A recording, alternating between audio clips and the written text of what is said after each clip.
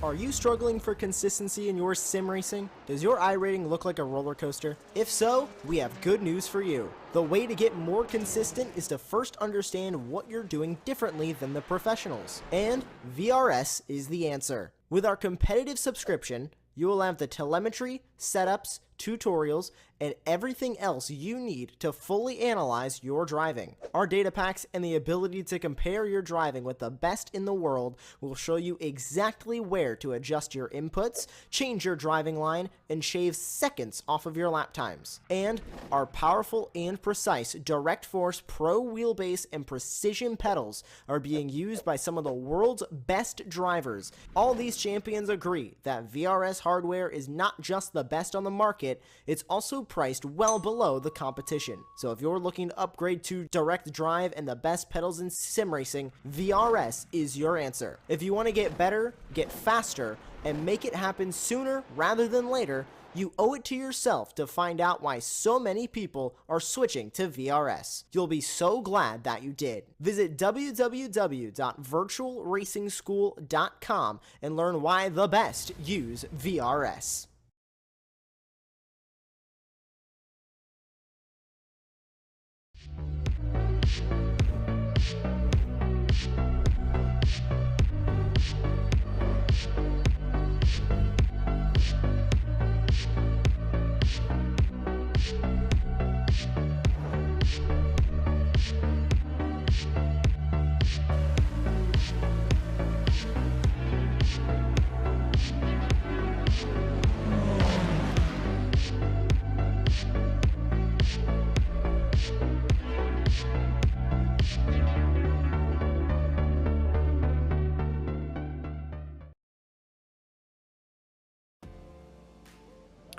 Remember the 5th of November, gunpowder, treason and plot. Or at least the British rhyme goes in relation to fireworks night, but if you're looking for some great racing action that goes with a bang, then you've come to the right place, as it's round 5 and the penultimate round of ARL GT Americas live from Suzuka International Racecourse. I am Tim Cox. Behind the scenes in the virtual production trailer, we've got John Robertson. Right now, as always, I'm joined by Charles Bashal. Charles, Daytona, last time out. It's the same format as well, 2 sprint races rather than the longer an hour. I get the feeling this one's going to be a little bit special. I think you're right, Tim. This is obviously this is a completely different track than Daytona. Daytona, you know, not many corners, a lot of open track. This is Suzuka, and it's a very precise track. It's going to make for some tight racing, and just you'll have to watch out for the Degnars every so often because they will catch you out. Oh, I'm sure we're bound to see a few instances. Drivers, you know, pushing to make progress, gain places. I get the feeling there might be 1 or 2 caught out by that one, and of course 130R as well. A little bit, you know, dicey with those track limits around there, isn't it? As drivers try and take that at full chat. Yeah, that's the whole thing, right? Is is your car set up to take 130R flat, or do you have to have you have to let the throttle breathe a bit as you're coming through there? And the exit of that's very important, because if you hit that outside curb wrong, you're in a bad way. Just to be honest about it, it's going to be a very interesting race. It's going to be some good tight racing. But yeah, I think we're going to see probably some mistakes throughout this race. We've got qualifying just getting underway. Drivers just heading out on their first out laps of this evening. 10 minutes in which to set their fastest times. But let's take a little look at the championship standings and refresh our memories with how we stand on that currently. And in the AMPs, Marcus Vinicius, the Brazilian of Delta Racing, leading the way by 20 points. Here are the 2 Aerokinetics purple machines. We have Bruce Jackson, it's measured 20 points behind.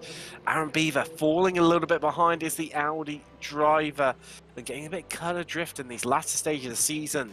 13 points behind him is Klist, and then we've got Dragota, Berezhinac, Moran Groves, Vos and Afsval rounding out your top 10.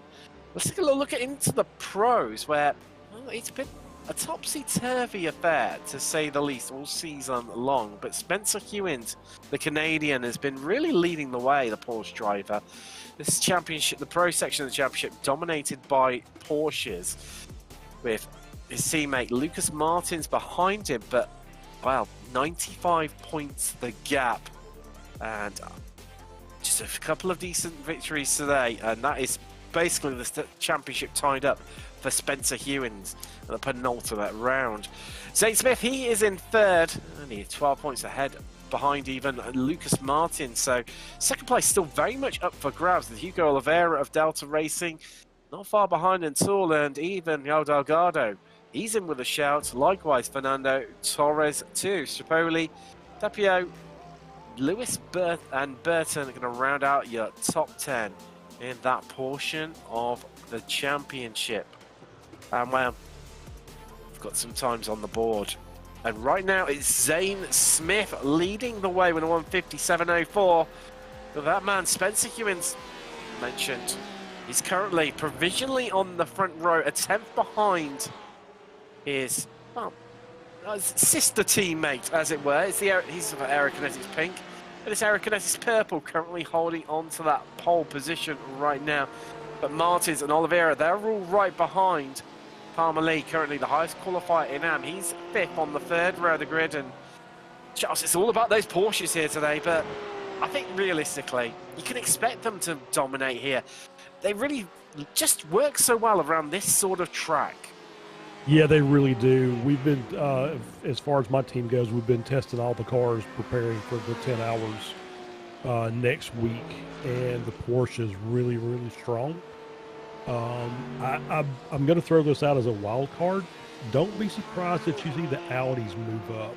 Those Audis change directions really, really well, and if they can keep the car underneath them, they have to watch out for the curbs. But if they can keep the car underneath them, I think the Audis might have a shot to do some damage today. We've only got one in the field. It's Aaron Beaver yet to, well, even head out on track yet. There's a Beaver. He's been really handy all season long with that Audi. And actually, apologies there. Another one there. It's Glover. Just didn't quite clock him there. Well spotted there, Charles, having 2 in the field. And he's currently 7th. And so it's going to be interesting to see how those screaming V10s or those Audi R8s get on here in Suzuka, especially around this sort of section. Let's have a look. I didn't really hear a lift there, Charles, so I don't know about you. I was that's why I paused for a second. I don't think so. I think he was flat out through there. That's what we like to see. Full commitment during qualifying, with Jackson and Burton just improving on times there. 159 zeros for those two. As Kliss, he's on a good lap. Vinicius too, who's yet to set a time. He goes 11th with that time, 159.4. Interesting to see Staropoli. He's on a quick lap. He's improving. Baker, he gets that Mercedes up into 8th with a 158.9. And Kliss, there you go, on the board, a 2-minute dead, 0.2. So maybe not quite would have helped at this, hope for at this early stages. He's one of those drivers that's really improved as the season's gone on, hasn't he, Kliss? Yeah, he really has. Yeah, and so yeah, that BMW is obviously it's probably not the most nimble car on the track, but what it lacks in lightness, it makes up for in just pure grunt through the corners, and it just it gobbles curbs. So it's just it's a different type of driving style for that car. But yeah, Kliss is doing a great job and has really improved it all season long. It's probably why the BMW was good so last week. It was Halloween. If they're good at gobbling curves, then they must be goblins. Absolutely. Yes, that's correct. I think that's right. Horrific pun for this time in the night. And stay tuned for more of those as Hugo Oliveira, he's on an improving lap, is the Brazilian, currently 5th. And Green in sectors 1, 2 and 3 so far. King Scott, he improved in Sector 1, nothing in Sector 2. Berezhnak, a mixed lap going on for him. He's currently down in 13th at the moment, not quite where he would have been hoping to be at this stage in qualifying. I'm sure we expect to see him move up a little bit. The driver, he's starting towards the back of the field as things stand. But I'll tell you what, Oliveira goes green again. And it's going to be interesting to see what happens through this sector. No improvement, but getting the slipstream from his teammate there, Charles. Yeah, absolutely. Get a little toe down get down through 130R and down the back stretch. And a teammate just kind of steps aside and lets him come on through the chicane. I'm sorry, Casio Triangle, we'll call it by its proper name. Yeah, so he improved his time, but not necessarily his position. He's got a decent margin to Palmer Lee. He's, half a second, in fact, behind him. And it was Vinicius who was giving him the toe there. It's interesting, you know, he kept it going all the way right to the end, didn't he? He just pulled off, kept going straight on at the Casio Triangle to make sure that Oliveira had the most amount of slipstream for the longest possible time. They didn't hold him up and slingshotted him into that corner. But last stage of the qualifying, we've only got about 30 seconds left on the clock. Those drivers that are on their flying laps right now will have a chance to complete them. It's not a hard shut in this qualifying when the clock comes to an end. And then we'll be heading across, obviously, to 4-mile grid. As mentioned, 2 races tonight, 125 minutes. And then the second being half an hour long. With the grid being taking the results from race 1, but the top 8 get inverted. And at Daytona last week, Charles, it put the cat amongst the pigeons, didn't it? It really did. And if you look, I think I saw the top 4 were pros, the next 4 were AMs.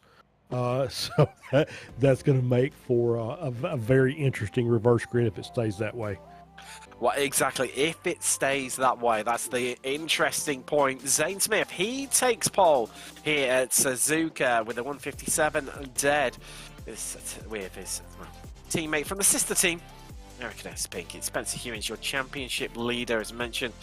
If you pick up a win, he will be a champion, I believe. Lucas Martins, he starts in the second row with King Scott aligned alongside him. Hugo Oliveira and Palmer Lee, the top AM qualifier, making up your third row of the grid. Baron Glover, he's got Thomas Baker for company on the 4th row, with Bruce Jackson and, well, Russell Burton, the pro driver, going to be disappointing in that qualifying, 2 seconds off the pace. He starts from 10th. Marcus Vinicius, he's got the Clist for company on the 6th row of the grid. And then moving through to the 7th row, it is Berezhnak and Groves to make up the penultimate complete row of the grid. With the last complete row being Yao Delgado and Eric Staropoli. 2 drivers really well down. I believe they were saving qualifying ban, so hence why they're starting well down. Aaron Beaver, one of the Audi drivers, has been very handy as the AM driver with that car. He starts last in 17th and rounds out your grid here as everyone lines up behind the Porsche 911 safety car. As always in GTs, the traditional rolling start as they line up on the back straight and head through 130R. The anticipation builds. Who's going to come out with the victories here today? Well, we've got not long to find out at all. As the safety car will be pulling in just beyond the Casio Triangle. And Smith will be taking control of the pack, control of the pace. And we'll be going green and we'll be going racing. Will he go early?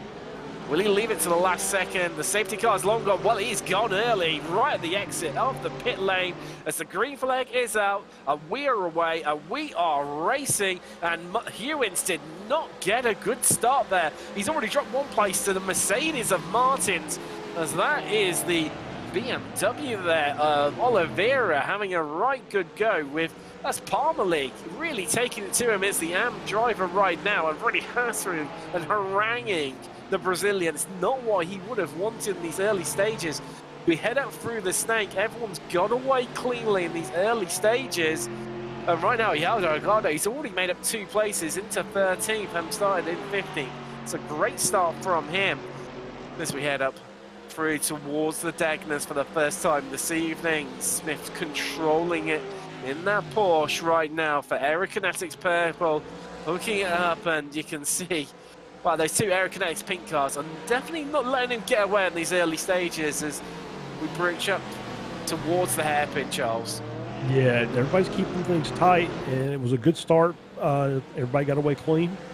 But yeah, so now it's just settling in. Obviously, you can't settle in too much because you're trying to get to the front. So it was, but like I said, it was a really good start by everybody. Well, that was Delgado getting past Clist just ahead of him as we've got side-by-side action on the way up to Spoon. Porsche versus Mercedes and the 227 there. Nice of Brezhnev. What a, he held that incredibly well. I would have been dead from that one, Charles. Yeah, it kind of looked like netcode contact, but yeah, it was well held. He did a really good job of keeping that car under control. Look, how he managed it, I'm not quite sure. And I'll tell you what, Zane Smith in that Porsche, it's not just me.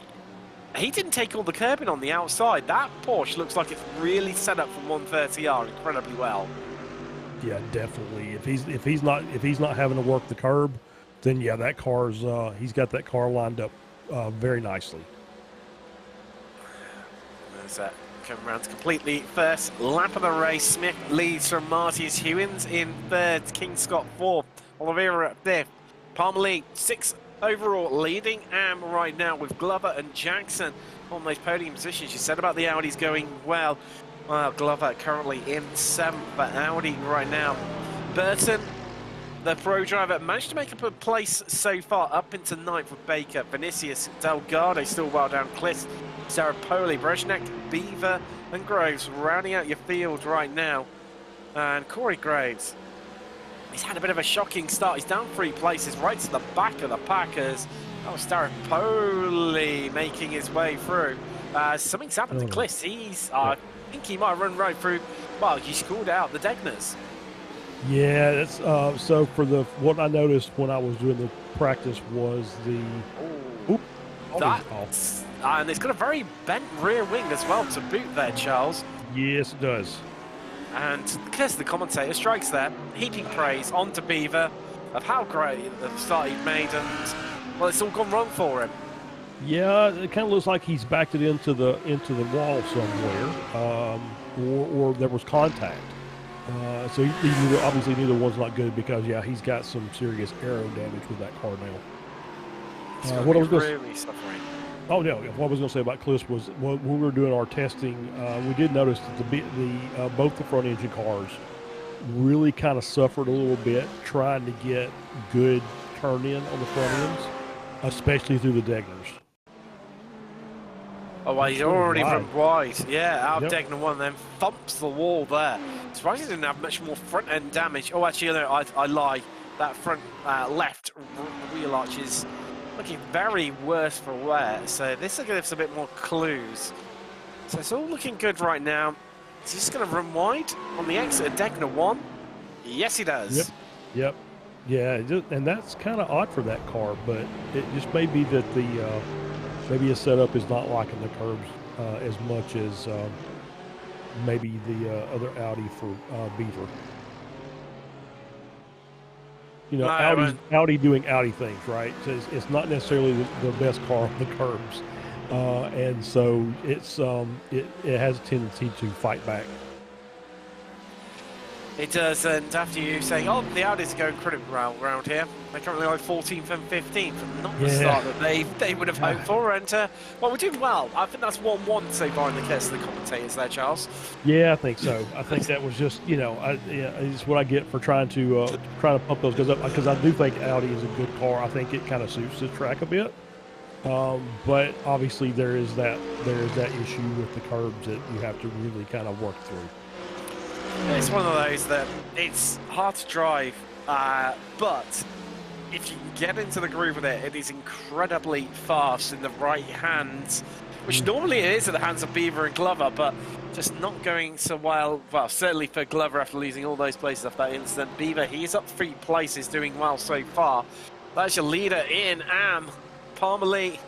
Oh, well, it's a Porsche leading both categories. Smith leading overall, and in Pro, Parmalee leading in Am. He's in 6th, and a little bubble by himself right now. It's about 3 seconds behind Oliveira ahead of him, but then equally he's got about 3 seconds over Jackson behind him. Yeah, and I will say that obviously we've got the Porsches leading both classes, but it's a pretty mixed field, to be fair. Porsche, Merc, Beamer. So, I mean, you know, there are people that are, I guess, maybe that have got good setups or have really worked their cars. It's kind of paying off for them tonight. That is Jackson there being overtaken by Russell Burton, who's picked up another place. Had a poor showing in qualifying, started in 10th and now he's up into 7th. A great move from him. Ooh, so here's Eric Staropoli. Why are we seeing this replay? This doesn't normally mean good things. Yep, Porsche things. So just... Yeah, a little light on the rear under braking, and and it was just a little half spin, but he managed to gather it back up pretty quickly and get back going. So last time around, Smith set the fastest lap of the race, but Lucas Martin's behind him. He matched him to the 100th of the second. Those two really pushing each other a lot. Hewins, you see him at the front of this, so the rear of this 3-car train. He's a couple attempts slower, but that's nothing really to write home about too much around here. And I get the feeling, Charles, it's going to get a bit tasty and a bit fiery. I mean, you've got, what, 1.2 seconds covering the 3 of them right now. We're only 7 minutes complete out of the 25. So roughly about a fifth of the race distance just over completed. But it's when we get into those latter stages, and I mean, we've seen it already this season. If they start battling, then King Scott, who's currently lying in 4th and about a second and a half behind these 3, he's going to be right all over on top of them and rubbing his hands metaphorically with glee. Yeah, absolutely. Yeah, the more these guys fight, the slower they go. And that just brings more and more people into the fight, and which is, you know, for a commentator, is great because we have to talk about it. But for the driver, obviously, you want to try and just get out front and lead. And not have to battle anybody or just ride around, but at some point you've got to you got to try to get in position to make a pass, especially when you're battling potentially for the race point. We're right on board with Hewins right now, so we head through Snake. And you get a great perspective of the challenges of the cars, and now up to the Degners, these sort of medium speed double right-hander, really iconic set of corners, and you see they're 2 different cars, the Porsche and the Mercedes. Oh, Hewins missing the apex and just skimming the wall on the outside to boot there, Charles. Yeah, it's a medium speed corners, but they're very precise corners. Your window for that apex is very, very small. You get too wide like that, and the next thing you know, you're sideways and you're going across the track into the opposite wall. It's like something's happened to Beaver. He's had a couple of incidents out on track. It's after a great start from him, he's looking really almost down and out, and he's now lapped down to boot. Not the start that he was hoping for here in Japan. But it's the land of the rising sun, and for him, the only way is up from this point going forward. And I think race 2 certainly can't come soon enough for him. But this top 3, I tell you what, they're getting closer and closer, because this time, last lap, the gap was about 1.2 seconds. It's now down to 8 tenths, covering all 3. This isn't going to be long before we can throw the proverbial blanket over all of them. Yeah, for sure. Yes, Hewins got a really good run through 130R. Took all the track plus the curb. So obviously he's got a really, really stable car underneath him, and he's. It's no surprise that he's up battling for the lead. He's been, you know, battling or winning races the entire season. So obviously just another great job tonight. That is Vinicius into the pits. Why is he in? Because that is, you don't need to stop. He hasn't got any obvious damage that I can see though. The wing is bent. Yep. Oh yes. So he took a fast repair and turned his tires off and back out on the track. It's going to put him right to the back of the field though, with work to do. I mean, it's always a tricky one, isn't it, Charles? Because it's that trade-off between how much time that you're losing from going through the pits and obviously repairing. As I've just heard someone lock up Maisie. Yep. That is Burton after the great start he'd made. He's not all his hard work undone, and he's back to where he started. Yeah, and I'm going to say that was probably another just wide through the Degners. Well, let's find out if you're right, Charles. Oh, okay, not too bad. Caught it, and then wow. Oh, there we go. Yeah, just car was unsettled going through that second one. It hadn't really settled back in yet, and so it just didn't have enough stability in the rear to make that second corner.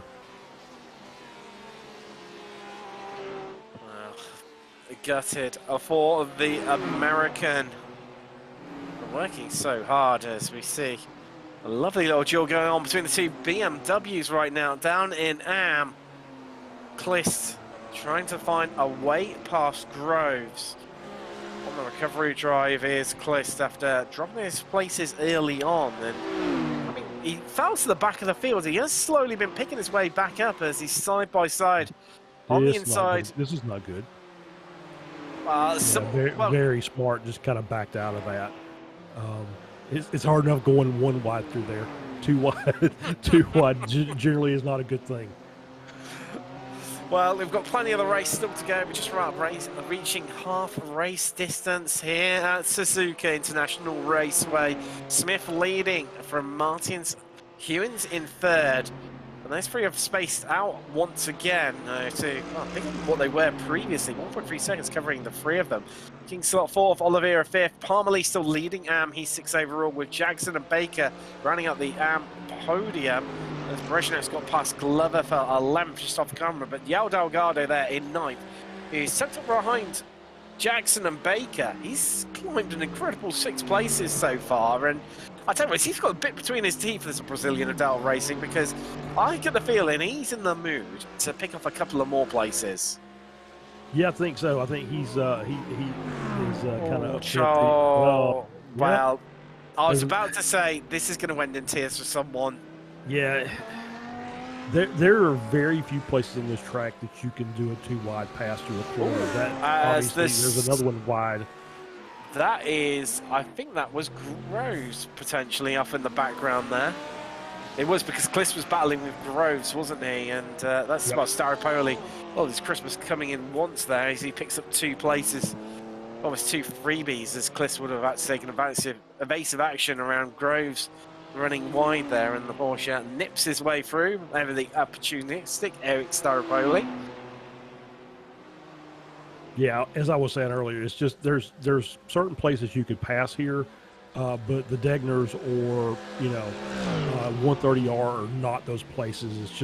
It's so precise, and then with 130R you're basically at full chat, and you have to hit that corner just perfectly. It's kind of like the kink at Road America. Is nothing good happens at 2 wide through there. So yeah, it's just smart, as Clist did earlier, to just kind of back out, reset, and you see he actually got the spot anyway because Groves made a mistake. So mine is just dropping back a little right now from Smith. The pool seems to be really coming into its own on this stage of the race. As see a lap times difference there between Smith and Martin. Just ebbing and flowing constantly, and if anything, I'd say it's leaning in the direction of maybe probably Smith right now, that little battle. I think so. I think he's kind of pulled a nice little gap out. Hewins is keeping the pressure on from behind on Martins, and so it's just we're 10 minutes left to go in the race, and so it's everybody is just kind of getting ready for this last little push at the end. I get the feeling maybe a little bit of tactics here from Hewins. He knows he's got pretty much the championship wrapped up, and just helping his teammate out Martins with a better result, because I'm certain if Hewins wanted to make a lunge for it and go for it, he would have done it a long time ago, because it just feels like he's just biding his time and in cruise mode. That behind that Mercedes. It's very possible. It is possible he's just kind of playing rear guard for tonight. And letting Martins get some extra points. and maybe they'll end up with 1-2 in the championship. There's a new personal best there from Martins, 158.3. Still 2 tenths slower than Smith ahead, who's trying to extend that gap out at this stage of the race. So where it counts, where he needs to be getting further away up the road, away from that Mercedes that looks like, well, it looks like he's pushing incredibly hard right now, Martins. And it's, well, you see, it's just amplifying, and Hewins is just all over him and desperately trying to not trip up over him, as the lines just seem to be so much neater and tidier right now. And I do have to wonder with Martins, is he going to be overcooking those tyres, Charles? Yeah, he's probably working the rears really hard, trying to get the car rotated. Generally, it handles the fronts okay. It doesn't really push very much. But once you get the rears lit up, then it's really hard to control that Mercedes.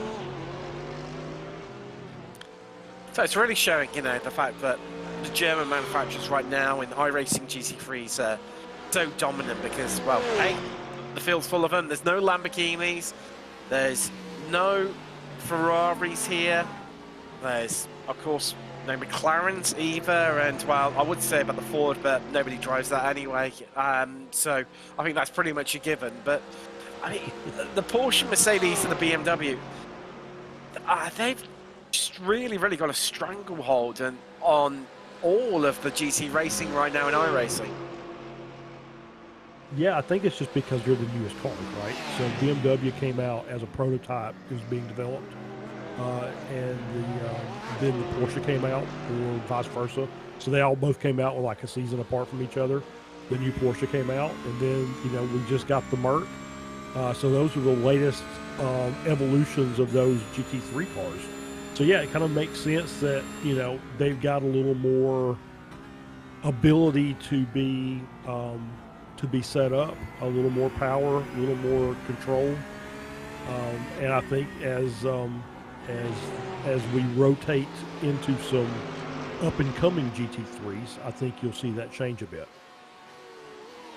Tell you what, that was a cracking move from Staropoli there, who just sent it on Brezhnak and Glover. Brezhnak having a few connection issues, blinking in and out, which is really not helping Glover in his endeavours to try and make it his way past. He's already got enough damage on that car without trying to get a few more. So this is on board with Staropoli. Oh, this was a lot tighter than what we saw the aftermath of 130R. He's not even he's a car length behind, and up the inside he goes and slots it through to perfection, like a postman putting a letter through a letterbox there. He sent it. Yeah, that was a great move. That was exactly how you need to do that. Of course, it forced the car on the outside to kind of back out. But he had the run. I think even if he would have waited after the corner, I think he probably still would have got the position going into Casio Triangle. It's a battle right now for 7th place. Delgado, he is ahead of Jackson. Yes, he's just got that move done. No, so he's defending, isn't he? Apologies. So those two have been side by side for a little while now and battling it out. That means Delgado now, he's up an incredible 8 places. He's had an absolute cracking race as the pro side, well down in qualifying the BMW. Making moves. Surely he's going to head off into the distance, and James hasn't really got enough time on the clock because he's got 10 seconds to try and make it to Parmalee. Well, 5 minutes and around about 15 seconds left on the clock, Charles. As good as João Delgado is, no disrespect for him, and I think he'll limit himself. By a wing and a prayer, he's not going to make that up unless it's a massive mistake from Parmalee. No, I don't think he's worried about it. I think he's looking at that P7, it being a P2 on the reverse grid. Very true. So he'll have 2 AMs to his front and back, and maybe he gets a chance to get out, lead the second race, and maybe put some distance on those Porsches that will inevitably come after him. Well, it definitely seems that way, doesn't it? Because they've been really dominant here at Suzuka. Yes. I know the gap's closed up. Martins is back up to about a half second behind Smith. Oh, yes, and Hewins come along for the ride. Well, he's pretty much been sat there all race long and, you know, maintained around about that 3 tenths gap behind him.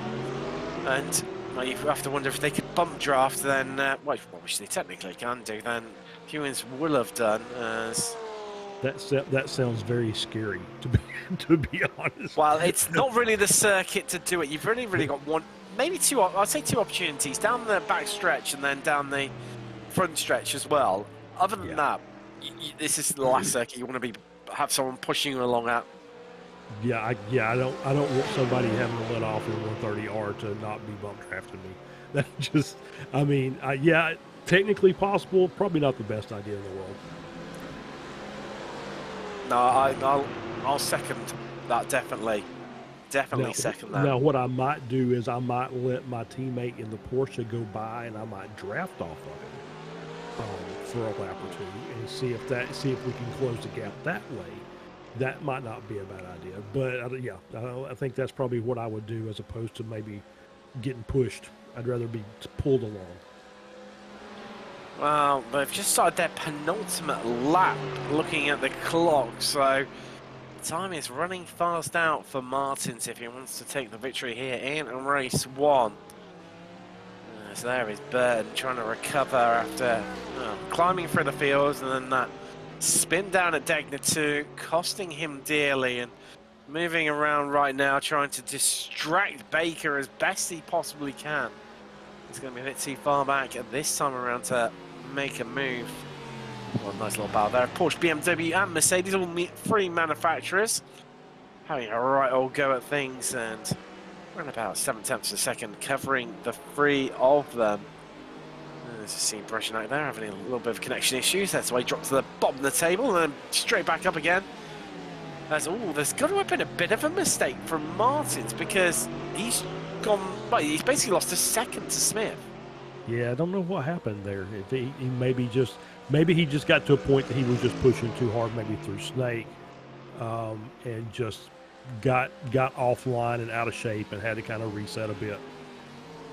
So that's the trouble with Snake, isn't it? Where you get offline, it's so hard to then get back onto line, and it just, the earlier you get offline through the start, if it's through the start of Snake, it just amplifies the further you go through those sets of corners. Yeah, it really does. It's because it's just a timing thing, and it's just so it's left right, go around the some of the longer ones. But yeah, you get off on the first one, and you almost have to just back out and kind of reset and make sure that you hit the second one properly to get back in that rhythm. White flag in the air. 1 lap left remaining in race 1. And is this going to be the change as Hewins up the inside of his teammate and just backs out of it a little bit there? Well, in fact, backs out of it fully, although is he going to get him on the exit of turn 1? Well, he's pulling right around the outside. That's an ambitious move. You don't overtake through there, Spencer Hewins. But you certainly don't go side by side through your teammate through the Snake. But I think he's going to get him here. Yes, he has. That's a great move there from the Canadian. I mean, yeah, it was a fantastic move, and it just shows you how the Porsche drives around this track. As the Mercedes got to fight back, coming down to the outside. It did. What a move. Wow, he shut the door right in his teammate's face there in the entrance to Degner 1. Again, somewhere you don't tend to see a lot of overtakes, and especially one as ballsy as that. Wow, that was something, again, something I would never even dream of doing on my teammate, let alone have the confidence to do in racing. Yeah, but I think the problem is, I guess they must just be resigned to the fact they're going to finish second and third, because they lost a second in that battle through Snake. I mean, they just... So even if Hewins would have got by clean and they were, 1 second to 1.2 back, maybe he's got a chance to get the win. But because they fought all the way through that, which I'm sure they were having fun doing it, but because they did, they really cost themselves a chance to go for the lead and to win the race. Well, can Martins hold off the advance of Hewins here as we head down to the Cassia Triangle for the last time even? Smith, he's on the exit of it. He's going to take a victory here in race 1. And I'm sure I've just seen a Mercedes ahead of a Porsche there on the exit of the Casio Triangle, but they're going to go at it right the way to the line. This is going to be close for the pair of them, but Martins gets it by attempt over his teammate Hewins. What a great drive to the line as Oliveira comes across the line in 5th, King Scott 4th, and Palmer Lee just needs to bring it home for that victory in 2-3-2 machine. That's been a cracking drive from him, and it's always a good, sign that you've had a great race, because though you don't get hardly shown on camera at all. It's been a comfortable win for you. So great result for him as Jackson, Baker, and Burton all come across the line there, and proceed to park their cars up. And the bruised and battered Audi of Baron Glover, who's been, well, up and down like a yo-yo. He's been probably a bit more down than up in terms of his recoveries, but still, I think to come away with 11th place after considering everything that's happened, where he's right down to the back of the field, that's going to feel pretty good, Charles. Yeah, I think so. And my apologies to Baron and Aaron for jinxing them at the beginning of the race. I mean, I promise I won't say anything. I'll only say good things about them maybe after the next race, as they get a chance to try and improve on the positions they had from this one. Well, you could try the commentator's curse in reverse by a bit of reverse psychology, saying that they're rubbish and how badly they're going to do, and then hopefully then they end up with a win. You never quite know, but let's just take you through your Class 5 results for race 1. Zane Smith taking the victory with Lucas Martin second, only by a tenth over his teammate Spencer Hewins. A great final lap battle between those two.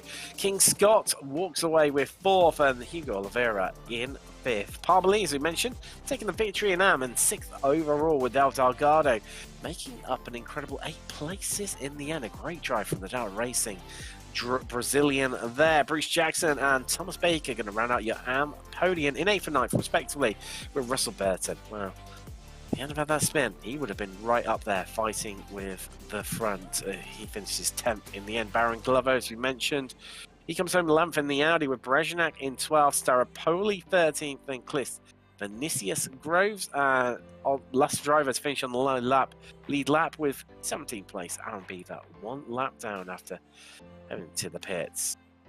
Oh wow, we just got a quick intermission in between the two races, and I mentioned to one of our sponsors for this league. It's SDK Gaming. If you're looking to add a live virtual HUD to iRacing to show timing towers, enhanced relative boxes, mini-maps, and fuel calculators, then SDK Gaming is for you. Use it to stream to Twitch with the most complete overlay on iRacing. You can use it to also adjust your team strategy on the fly, as Charles mentioned. Suzuka 10 hour coming up. The most accurate live timing on iRacing, and also utilizing that brilliant fuel calculator as well. But it's not just that, you can also use it to broadcast your leagues and series, as SDK Gaming syncs your commentators' team's cameras to the producer to focus on the driver and overlays with the broadcaster. Make sure you check them out. They also come with a 14-day free trial to boot. Not long now before race 2, as mentioned, half an hour long, so 5 minutes longer to enjoy in this one. And also, the grid's formed from race 1 results, but the top 8, as we mentioned previously, they will be inverted. Which then means that for race 2, Bruce Jackson will be starting on pole with Al Delgado alongside him on the front row. The second row will be Palmer Lee and Oliveira. Palmer Lee got a real good chance for a great result for an AM driver here, as he'll be starting on the second row with obviously our winner Zane Smith. He'll start all the way back in 8th on the 4th row. And it's much more of a challenge, isn't it, this reverse grid for those stronger drivers, because they've got to come through the field as well as trying to battle the cars around them who they're normally competing with. Yeah, absolutely. This is the first couple laps is probably the most dangerous part of this race for those championship leaders, because you're back in the pack. You've got definitively slower cars in front of you, and now you just got to kind of pick your way through without forcing anybody into a mistake or making a mistake yourself. Well, let's take a look at you through the grid. So, as we said, Jackson, he'll be starting the front row with Delgado, who had a great race in race 1. Be interesting to see if he can walk away with a victory here. Parmalee starts in 3rd with Hugo Oliveira joining him on the 2nd row. King Scott, he's got Spencer Hewins for company. Be interesting to see how Hewins goes from the 3rd row of the grid, with Martins and Smith, your race 1 winner, starting for the 4th row of the grid. Then it is back to race results to form the grid, with Baker starting in 9th and Burton running out your top 10 in the 5th row of the grid. Glover, he's got Brezhnev for company, with Staropoli starting down in 13th with Klist alongside him. Marcus Vinicius, Corey Groves for company in the last complete row, and Aaron Beaver rounding out the 17 car field. Beaver will be hoping for a bit of redemption here after falling a lap behind due to a pit stop to fix damage in race 1. So we once again head off behind Porsche 911 safety car. We get ready to go racing. We saw Smith go very early last time. What do you think Jackson's going to do? Do you think he's going to employ the same tactics, or maybe not? I don't know. I think if I was him, I would probably kind of hold the field up and try and get in front. It's going to be interesting to find out if Delgado and Oliveira can get together. That would make... Ooh, they're already going. Well, there we go. What do we know? We're already just commentator says right. Jackson puts pedal to the metal, and he is off and away, leaving pretty much the field in his wake, and to allow them to scrap it out behind. Let's go side by side. That is Smith right around the outside of turn 1 and 2, and can he make it stick? Well, I'll tell you what, we're going to go side by side. 2 Porsches through the S's, through the snake on the opening lap, and I think he's got that done. Yes, he has, and well, just practically strong arm Spencer Hewins out of the way, and Smith already up 3 positions, and we haven't even completed half a lap. Yeah, Delgado's looking for the lead up front too. Yeah, these 2 Porsches are fighting tooth and nail. Well, I tell you what, this is a cracking battle, isn't it, between Smith and Hewins right now, as they keep trading places. And there you go, you called it, Charles, you spotted it. Delgado trying to find a way past Jackson, having a bit of a look into the hairpin up the inside, and now the 2 BMWs trying to get the best possible exit, trying to fight it out on the way down towards Spoon. I think it's going to be interesting, Charles. I think I can feel one brewing for Delgado into the Casio triangle. Yeah, I think you're right. I think you're right. Well, it depends on what he can get done down the back stretch, right? But yeah, he wants to try and get out front. He's got Oliveira as a back, kind of a rear guard in front of those Porsches. It might kind of hold him up, but if he can get out front of Jackson and get the lead, he can stretch a gap, and there it is. There you go. Already ahead of 130R, back onto the racing line, and to tell you what, Parmalee spots the weakened Jackson there. We must have lifted a bit to allow him through, and Dan Parmalee says, thank you very much, I'll have second from you if you're giving them away.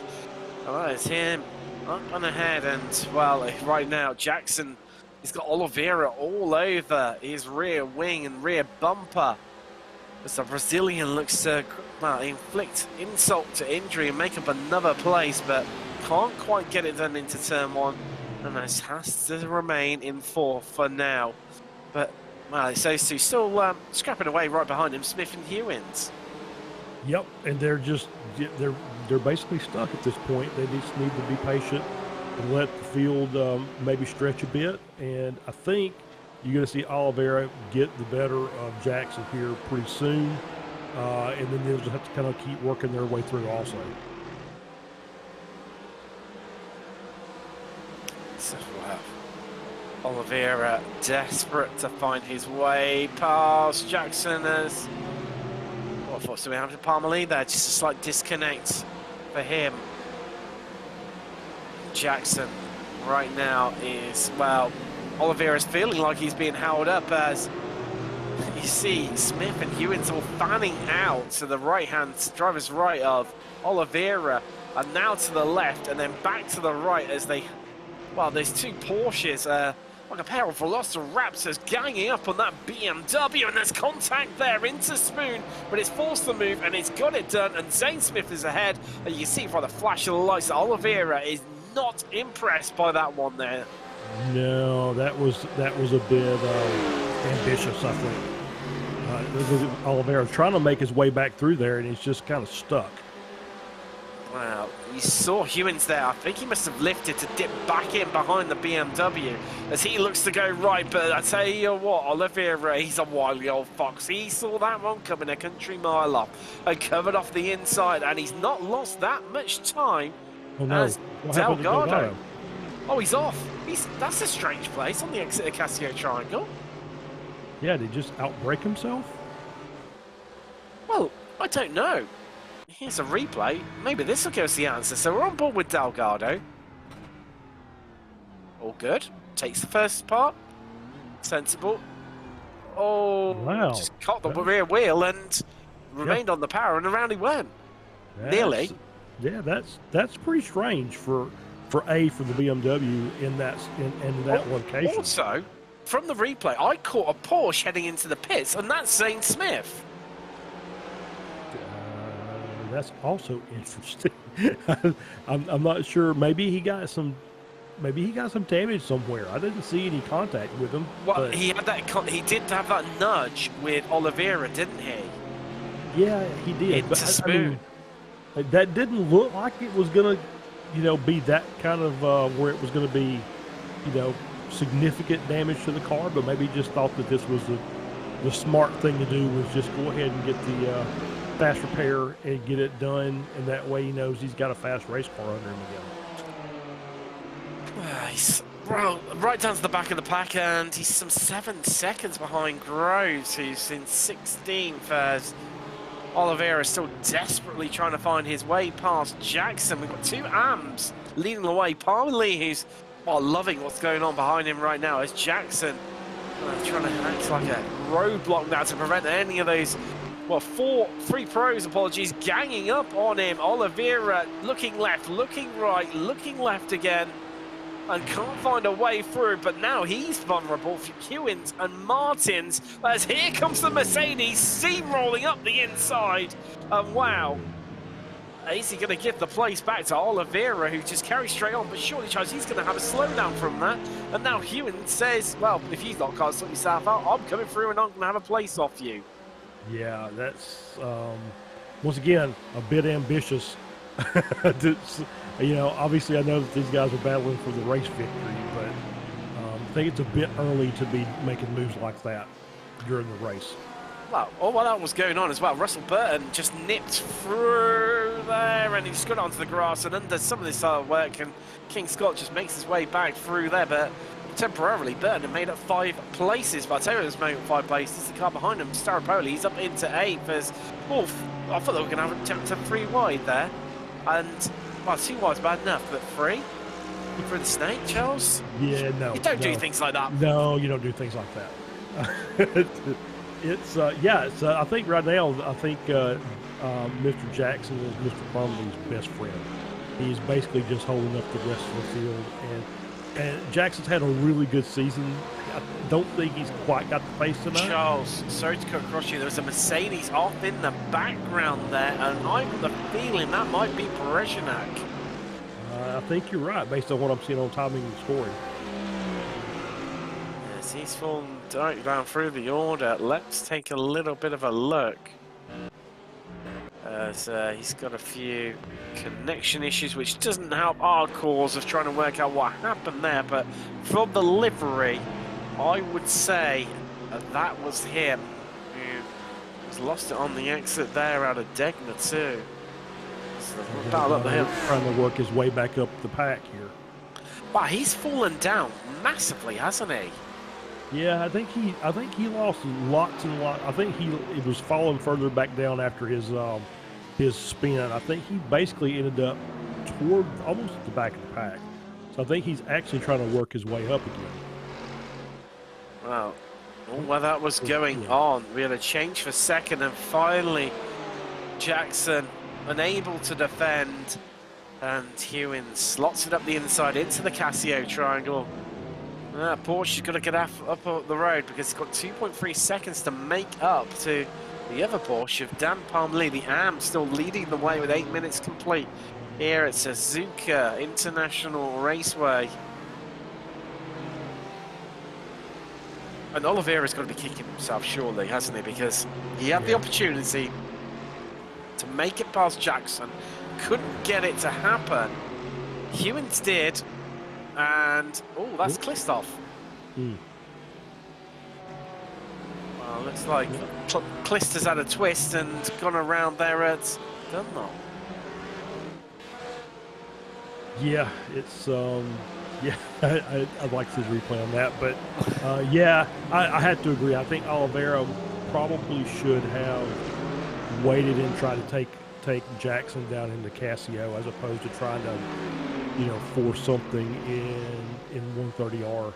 But yeah, I mean, when you've got two Porsches just, you know, climbing over your wing, it's hard to really formulate a strategy on the car in front.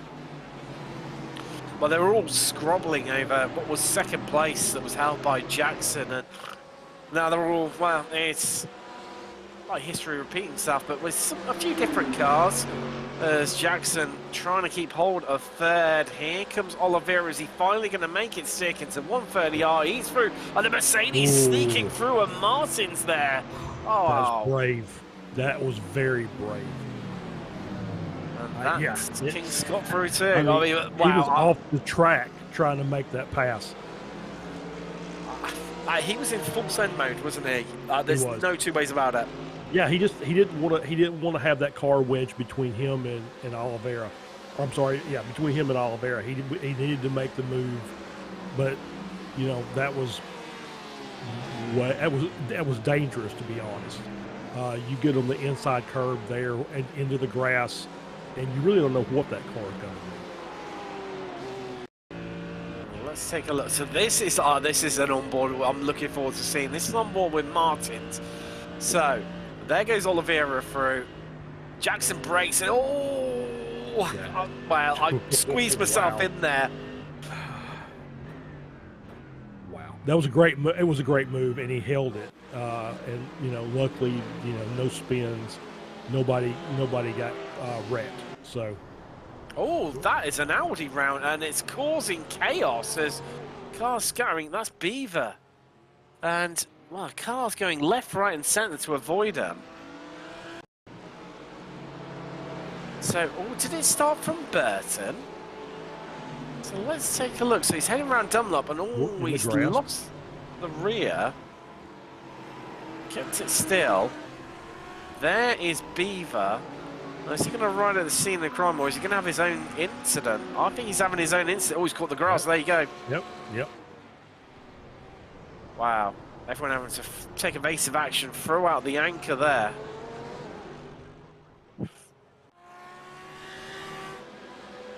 Well, it's been an entertaining race too, hasn't it? Yeah, now Hewins is on the back of Parmalee, and well, I think this is for the lead. Yeah, done and dusted. Yep. Boom, wham, bang, thank you, man. Spencer Hewins is ahead of Parmalee. Yeah, that was kind of a foregone conclusion. That's Lucas Mines. That was a very close rejoin there. Yeah, it was. Yeah, it was. So that is Oliveira. I think he's right on the back of. I think Oliveira got a little loose through there. Yep. And netcode contact. Yep. Indeed. Wow. Wow. That's just yeah. You know, check the relative and make sure you're clear. So got away with that one. Got lucky. Nobody had to. Nobody got tapped or anything. So good on them for that. Well, only just. It was incredibly close, but they avoided it, didn't they? And well. I mean, two fiery Latin Americans going hard at it that were Martins and Oliveira, and somebody had to give, and neither of them did. And, well, I was amazed it didn't end in tears for the pair of them, but Oliveira got away with it. Martins took the brunt of the time and places lost, and hopefully hasn't incurred any damage from that. As Burton into the pits. Zane Smith, after his random pit stop, he's recovered all the way back up to 12, so he's on a really good hard charge. Eric Staropoli, he's up 8 places into 5th. That's a great drive from him. Jointly up 5, Vinicius in 10th, and Hewins now your new leader here. Oh, well, he's not hanging around, has he? He's already 1.8 seconds clear of Palmer Lee. As King Scott's just trying to defend from, well, the ever-advancing Staropoli. He's trying to make it 9 places, and I think he's done that one. Yeah, just a nice, easy move into Casio. Yeah, Hewins is basically just checked out up front. 2.2 is the gap now. Oliveira's at 3rd. Delgado's back up to 8th after leading, then falling almost to the back of the field. Hopefully this appalling pun will work, because you have them in America, but would you say that that move into Casio was calculated? Casio's make calculators over there? I don't know, not that everyone uses calculators anymore, because you just use your phone invariably or a spreadsheet, yeah, but you know. Well, see, I'm old enough that I remember Casio. Exactly, yeah, we're both old enough, Charles, to remember those. Maybe you were slightly into the abacus days, you know. But not quite that old. Not quite that old. But. Oh dear, we're half race distance, and well, puns definitely aren't getting half as bad. They're getting probably doubly worse, I'd say, from myself. As Hewins leading, Palmer in 2nd, and leading as well. Nice way to hang on to that one. Was I think he got maybe looks like he just caught the curb coming out of there, and it just kind of tossed him a bit. He was definitely a tossing and a turning, but he somehow held on to it. I mean, hats off to you, Lucas Martins, for holding on to that one, because I know I definitely wouldn't have done that. Would have ended in a one-way ticket to the barrier being fully purchased and utilised, as we're on a board with Eric Staropoli right now, the American in the Porsche. Well, 9 places now as he's got past King Scott. Oh, I think even a cheeky little dip of the clutch there for a bit of fuel saving. Now, I wonder if he's not put enough fuel in the car, if he hasn't changed it between the 2 races. That if he hasn't, Charles, this makes the 9 places that he's already gained, and the fact he's all over Oliveira's rear end, it's twice as impressive. Yeah, it really does. And it's I think we talked about this last week. It's a great move if it works.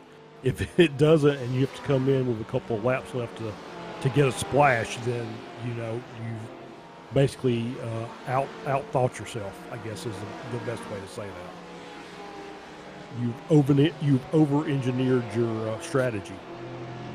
Over-engineered your own demise. Yeah. I think it's probably there is the Delgado, who's going to be absolutely gutted, because I had high hopes for him in race 2. He had a great recovery in race 1, did really, really well after starting right at the back of the pack and the pro driver. And, well, spin. Start of race 2 meant he fell to near the back of the field. He's now up into 8 first. Oh no, that's Baron Glover off. Dunlop, is that Charles? I think it is. Looks like it. There's Delgado looking to make his way past. That's Thomas Baker in the Mercedes ahead of him. That's how far the road is. Bruce Jackson, who was 2nd for a fair old while, but fallen back to 5th, who was, well, harassed, bullied, all the above, and a few more to boot with that one, as this is Staropoli round the outside at 130R. No, thinks twice about it. I think if he'd have tried that, I think he would have found out that he was going to run out of room, and he would have been well off the track. I think Oliveira would have squeezed him to the outside to the absolute maximum, and more than entitled to do so, as he's on the inside with the racing line. But Is this going to be the move into turn 1? Staropoli heads to the inside, but the outside line can work so well there into turn 1 and follow it through turn 2. We could carry that better momentum that gives you the inside to the entry to the snake. Hugo Oliveira shows exactly how it's done and retains third.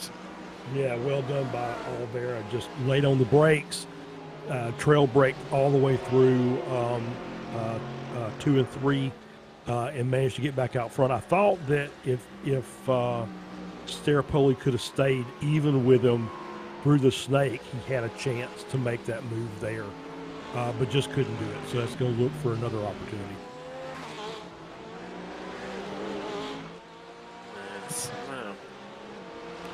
King Scott's had a bit of a mixed one today, hasn't he? He's been there or thereabouts, but in both races, he's never been able to make progress, whereas others behind and in front of him have. He's sort of sat there a little bit, has the Aussie, but I mean, to be working away with the 5th place in race 2 is not a bad shout at all, and he's not far off the back of, well, 2 people we've seen them scrap already, and as the clock runs down, we're going to head inside the last 10 minutes here in race 2. Yep. They're going to scrap more and more, aren't they? And it's going to get fiercer, and elbows are going to come out even more so. Yeah, and that's going to bring King Scott into this fight also. So there was a good pass on the inside at 130R. That was a lovely little move there from Staropoli. That's now 10 places gained for the American. And it looks like, wow, look at the advantage. It seemed like he just cleared off into this. Is right from Oliveira. That's Delgado through, and that's Baker dropping on 2 places. One to Delgado, and Martin's just sneaking his way through in the Mercedes there of Aerokinetics Pink. Yeah, I think, I was going to say King Scott, is running P5, but he's the top Merc. And I don't think he's got quite the pace of the Porsches, who are now the top 3 positions in the race, but has done a good job. And we haven't talked about him, so he's been clean this race, which is that's important. Very true. That is very true. And let's take a look at this replay. So, this is the Staropoli move, and we sort of felt it coming as. Here we go. Just looking a little bit behind those guys. So this is how Delgado got his way past Baker. And I'll get feel a big lunge into the Casio triangle. Oh, that was from a long, long, long way back. Trying to be last of the late breakers. And well, with a bit of a bang, a bit of a rubbing in the doors, he got the move done. Yeah, he did, and it cost Baker a couple of spots on top of that. But yeah, it was a very late move, but he wasn't trying to push him wide or anything. He kept a very tight inside line and was able to make his way through the triangle. And I was just about to say before I saw that replay there that Mercedes, obviously when it came along first season, so dominant. Obviously the BOP, that has changed things up quite a bit, hasn't it?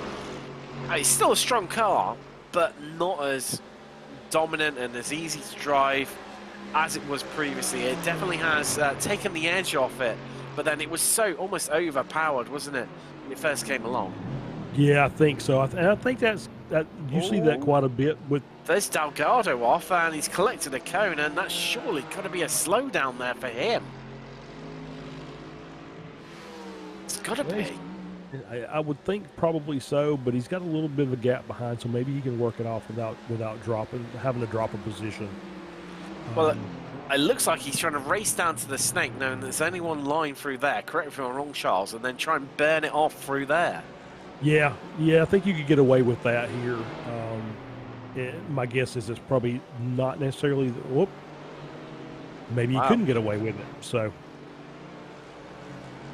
Certainly looks that way, doesn't it? Yeah, it kind of looked like he just had to drop off the pace and let the rest of the time burn off.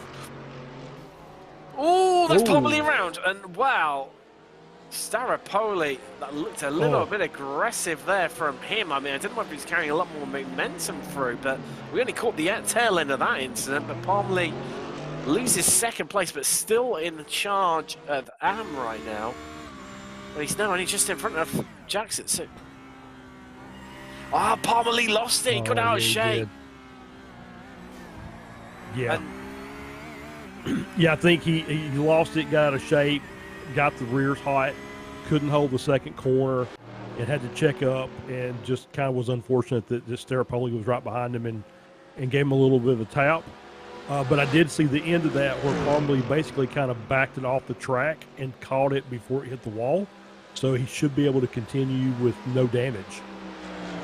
But Charles, from a commanded advantage, he's now only 1.2 seconds in front of that guy there. You can see on the cameras right now, Bruce Jackson. Oh, ooh. Wow, Martin's dancing on the edge of the Dijon there in that Mercedes. Yeah, this is getting spicy here in the last few minutes of this race. It's like someone's just turned up the temperature dial to the absolute max where, you know, they've got bored of cooking it at gas mark 6 and let's whack it all the way up to the maximum here. So that, well, can Jackson defend? I mean, this is a tricky one because he wants to get after Palmer Lee, but he knows he's being bullied by Martins right now, who's desperate to get past him. What do you do, Charles? Because you know that you can get after Palmer Lee, and he's desperate to, but then Martins wants to get past him. Does he let him back and hope that then Martins can get past Palmer Lee and then back him into him, or does he just try to defend and play it sensible? I don't know. I think you just kind of have to look forward, right? I think you just have to keep trying to make up that gap to Palmer Lee. Because if you start looking back, yeah, he could let Martins go, but then he's got Delgado right behind Martins just trying to get that spot. So now you're playing this game of how many cars do I have to let go by before I can challenge the guy that I'm trying to race. So I think the best option here is just basically eyes forward, and as you can see, if Martins is fast enough to make a move and make a pass, then you can maybe ease off a touch to let him go ahead and complete the pass and get him out of the way. But otherwise, you just got to kind of keep looking forward. I suppose it's only saving grace right now to ride on board with Martins is that Martins is in the sister team, Aerokinetics Pink, as opposed to Aerokinetics Pearport that Jackson is at. And I mean, maybe a little bit of team orders, assistance, Alvera just sliding it in there to get. So, oh, yes, that was Oliveira. Yes, as he's desperately trying to find his way past that Mercedes. A King Scott who's currently on the podium, and are these two as we enter inside the last 4 minutes? We've got about 2 laps remaining here, possibly even 3. These two are going to have a go. Going to have a good go at one another, and they do it in the literal sense. Oh, hold on a minute. Well, who's going to come through now? Well, there goes Palmer Lee, there goes Jackson, there goes Delgado, Baker, and I think Zane Smith. And then there's King Scott just still off the track. Still mowing the grass there a little bit, and I wonder if he's got right rear damage from that contact, which is going to obviously make that car tricky to drive. Especially if it's damaged the right rear suspension. He's just headed to the pits. I think that might answer your very specific point there, Charles, and reinforce it. This is not looking comfortable for Jackson because as much as Martins is sitting behind him, Delgado is right behind him and he's in full attack mode, and he won't care about team orders because he's not part of that team. Oh. Wow, little bit of runoff area with some concrete saved that one from being much worse. Well, it could have been an absolute disaster for them, and Smith headed to the pits. He was last by, I think it was about 8 seconds, correct me if I'm wrong, Charles. He's now up to 7th and a place higher than where he started this race. This is this race. I mean, it's like I said, it's a very there's a spin right there. That's Jackson. That's Jackson off, and he's coming back across the track. And, well. As well, it's all happening in front of him there as Martins and Delgado, they're scrapping away too. And Parmalee, he's cleared off into the distance there. He's now back up into third overall. And, well, Zane Smith, he's picked up a place from this, but he's now right into the fight, and he could actually potentially even finish on the podium despite, well, at the end of the first lap, sorry, second lap, being right at the back of the pack and well off it. Yeah, let's see what this replay is. This is Jackson coming down the 130R. Missed the apex, got out on the curb on the outside, and that happens a lot. So that's not something that I think I've done that about 17,000 times the past 2 weeks. You're not just in the club of one then, Charles, from doing that by yourself. Oh dear, that is, well, Smith onto the back of Delgado now, and wow, what a drive from Zane Smith. Yes, this has been just a bizarre race, but you know, we kind of expected it, and we would have thought, you know, you got some AMs in the front, there might be some trouble early, but it's just been crazy from start to finish. It's been lots of people. You know, we've had our people making mistakes, losing their cars. We've had a lot of really aggressive driving, which obviously their guys are battling for race wins and championships. And then Hewins is just, you know, 16 seconds out front, just kind of coasting around. Well, there's a white flag in the air. To be fair, he could have even slowed that up, I think, and crossed the line and made this one lap shorter. But no, we're going to go around an extra time. And thank you for that, Spencer Hewins, because I don't want this one to end, to be fair. It's had so many twists and turns to the tail. Yeah, there's guys out there still got racing left to do. So this is going to be a battle here at the end of the race. Charles, I think even if we're here till, well, even midnight your time, I think they'd still have racing to do. The way that this lot have been going at it all evening long, and the effervescent Zane Smith looking to pick up another place up of Delgado. I mean, I think this is going to be probably the last place that Smith can realistically pick up now. They've all sort of spaced out a little bit in front of them. Martins, Parmalee have headed off up the road, and there's a couple of seconds advantage.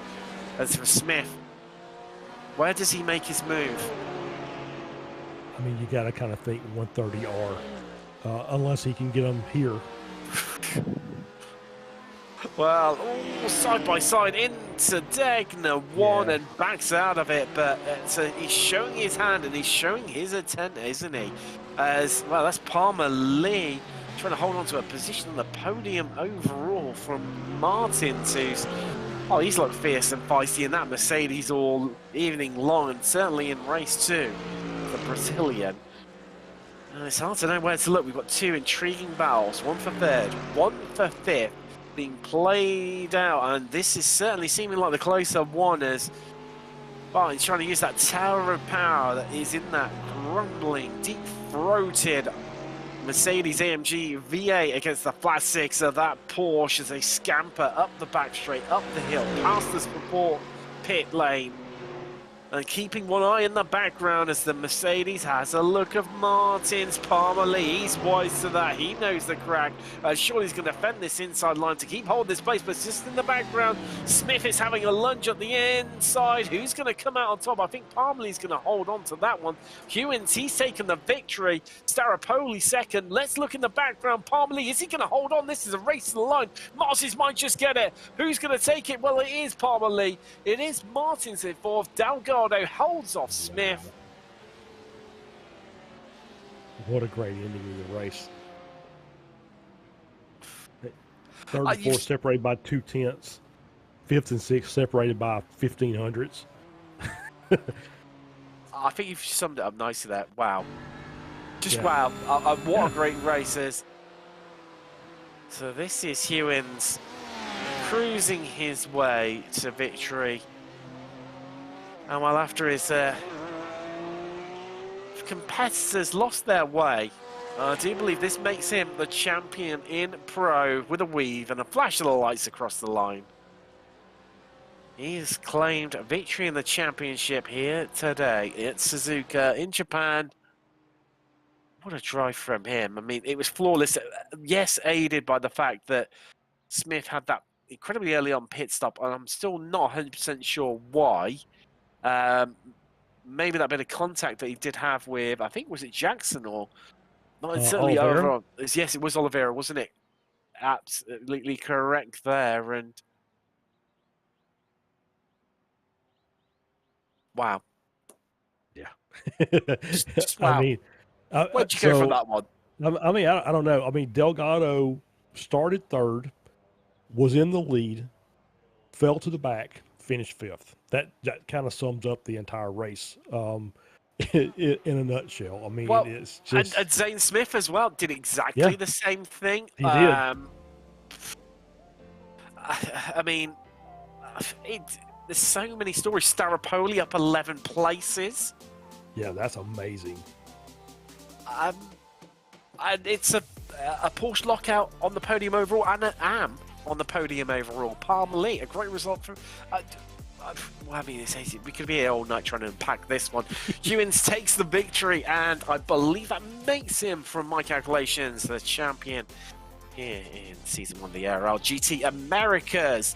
Staropoli, as we said, up 11 places. What a drive from him in second, and Palmer Lee making the podium overall. And the win in AM. A great drive from the Porsche privateer. Martins, well, he gets a place on the podium in Pro, but not overall. He finishes fourth, and only just behind Palmer Lee, with Delgado holding off the advancing Zane Smith. Those two finishing fifth and sixth overall. Bruce Jackson, seventh in the end. Well, I feel for Jackson. Someone needs to buy that man a beer. He got bullied, harassed, harangued all evening long in race 2. In the end, I think to come away with seventh, I think he's got to be happy with that one. And second on the podium in with Baker running out the podium, 8th overall for him. Vinicius 9th, Oliveira 10th. Beaver a better race 2, finishing in 11th. Kliss 12th. Glover, Brezhnak, Groves. Last drivers to finish on the lead lap, with King Scott retiring one lap from the end, and Burton. We lost him all the way back on lap 7. Let's have a bit of a chat to some of our drivers, and I think first off, let's take a chance to speak to, well, victory in race 2, a third in race 1, and I do believe that is the championship in Pro. Spencer Hewins, congratulations. Well, in race 1, it seemed like you were just sitting behind your teammate and acting as rear gunner until sort of the gloves came off in last couple of laps. Was that the case, where you were just trying to help him out to help him achieve a few more points where you're so far ahead in the championship? A little bit. I had the typical qualifying gremlins as usual, where I just cannot get a fast lap in at all. But I was kind of just waiting. I wasn't really gonna force anything, because it was what's the point in the first race? I just kind of wanted to see if he makes a mistake, I'll do something. But other than that, it's leave him. And I mean, race 2, it was, well, I'm sure when you go and watch it back, you'll see the craziness that was ensuing behind you. But even so, it wasn't easy for yourself. I mean, in some ways, knowing you, I'm sure you would have absolutely loved for the battle with Zane Smith, who had had to take to the pits on lap 2. I mean, I just talk us through those first couple of laps, trying to come through the pack. Yeah, it looked like it was mad and crazy inside the car. Was it like that, or did you feel like you had a bit more control over it and it wasn't too bad? It was pretty wild, but it was quite fun, honestly. It was probably the most enjoyable race I've had. The 2 races here was definitely the easily going to be the best one out of the whole lot. Most certainly. Well, congratulations on the win and the podium, and I do believe the championship. That is Spencer Hewins of Aerokinetics Pink. And, well, what a drive from you. Congratulations to you, sir. Appreciate it. Thank you. Thanks to you guys as usual.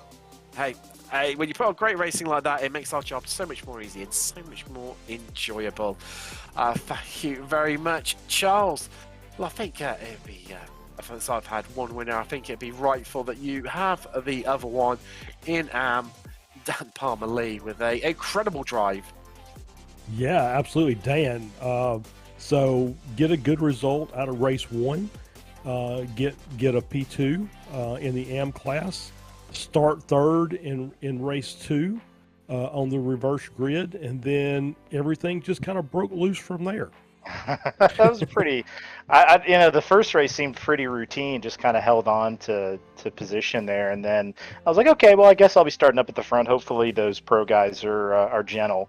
And then, yeah, that was wild. Got to lead for a little while, and then things kind of sorted out, and those fast guys started coming up to the front. And Spencer just got a heck of a run on me. There was really no way to fight that. But then, man, that was wild. Just getting tapped there, spinning, gathering it up, staying ahead of Bruce, and I don't know how I held on to it. It felt like those rear tires were just way too hot, and we're done. But then whatever happened up there for third and fourth, and all of a sudden there I am right third. Wow, I'm worn out. I'll sleep all the night.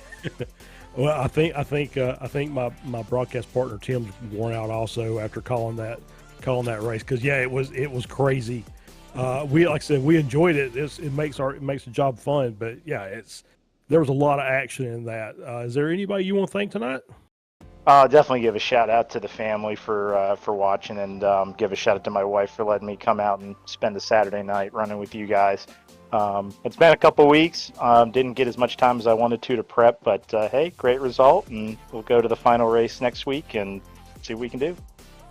All right, congratulations. Great racing tonight. Thank you. See you next week. All right. I think we've got time to squeeze in one more. Let's have a quick chat to Bruce Jackson, Bruce, race 2. I was saying someone needs to buy you a beer, because it felt like you were being harassed, bullied all race long. Did it feel like that? Because it seemed like they were all queuing up to have a go at you at one stage or another. Yes, that's exactly what it felt like. The Air Kinetics guys, they were fine, because they were on the radio telling me. I said, okay, go this, go this, But the Delta Racing guys, they were lunging in on me, and I was like, my whole thing was, you know what? I'm not racing. I'm trying to preserve my car. I want to preserve my car, right? And so that was the trying piece, is to trying to be respectful at the same time, not lose too much ground, and just preserve my car. And I had very few off tracks or anything, and I think in the second race somebody tapped me in the rear. I think it was Delgado tapped me in the rear end, and I got a 4X. And then the only other bad incident I had was that very back stretch before the chicane. I don't know what I touched. I touched something and smacked the wall, and I was just lucky to be able to save the car and continue finish out that lap and do the next couple to finish the race. And I was happy with the P2 AM finish, man. I'm telling you. You'll be pleased to know we took a good look at it on the replay, and it looked like you just caught a bit of the, went over the curb, caught a bit of the AstroTurf, and while it purchased you a one-way ticket to the barrier. I mean, the fact that you were able to keep it going after that was, well, I think a bit more luck than judgment. No disrespect to yourself on that one. I mean, I'm sure you were counting all your lucky stars on that. Oh, yeah. Definite. I mean, next week, Road America, season finale. It's been a bit of a ride for yourself, to say the least. You're looking forward to it? I am looking forward to it. The difference is Road America, I've driven that track quite a lot. It's one of my favorite tracks, so I'm hoping I can do very well there. Unlike Suzuka, up until this week, I had never driven Suzuka, the full track in Suzuka in a GT3. Never. Wow. I'd only driven a Mazda for one of the short track setups. That was it. Well, I think if you take that all into account, I think that's an absolutely stunning result. The fact you held them all off for so long in, second and third place I think it's an astounding drive for you. Before we let you go, Bruce, anyone you want to give a shout out to at all? Yes, once again, I want to thank my Lord and Savior, and then thank my team. Oh my gosh, they did so much for me this week, and all the practicing, and then I'm running the 6 hour tomorrow, and my teammate there, he's been turning laps with me and helping coach. So it's been fantastic. It's been a fantastic ride. And once more, shameless plug for our merch store. Please check out the Aerokinetics merch store. We have hats, shirts, t-shirts, hoodies, and sweats. So come and grab your merch at the Aerokinetics store. Thanks, guys. You got your Suzuka merit badge tonight. I would appreciate that. I really would. We might have to put one of those on the site, you know. Well, there we go. A merit badge to go with your shameless plug there, Bruce. That's what we love to hear. See, Bruce Jackson, who picked up seventh but second in class here today at Suzuka in race 2. Well, as we close things out here, we've got a great evening of racing to come tomorrow night. Is ARL Trucks. Myself and Charles will be back in the commentary for that one. Returns Phoenix. It's going to be a return to the ovals as we head into the playoffs. It's getting tight and, well, it's gone absolutely any which way all season long, and I'm sure it will continue as we head into the second half of the championship. But then we've got SRF Weekend Warriors and IGP Fun F3, 2 big grid, big action series. Make sure you tune in for those ones, and of course Monday night, as always, it is the latest in the late Apex, our news and entertainment show with myself and Sam Fitzpatrick take you through all the events, new content, new games that happened across the last week. Well, Charles, I don't know about you, I'm off for a bit of a lie down with it being so late, and B, just try and recover off that one. I don't know how I'm going to manage that one. 3 words to describe what we've just experienced and witnessed here today at Suzuka. 3 words? Maximum Japanese carnage. Wow, I love that. That is epic. And what a great way to end. For myself, Tim Cox, John Robson, Charles Michelle, thanks so much for joining us, and we'll see you in a week's time where we have the season finale from Road America.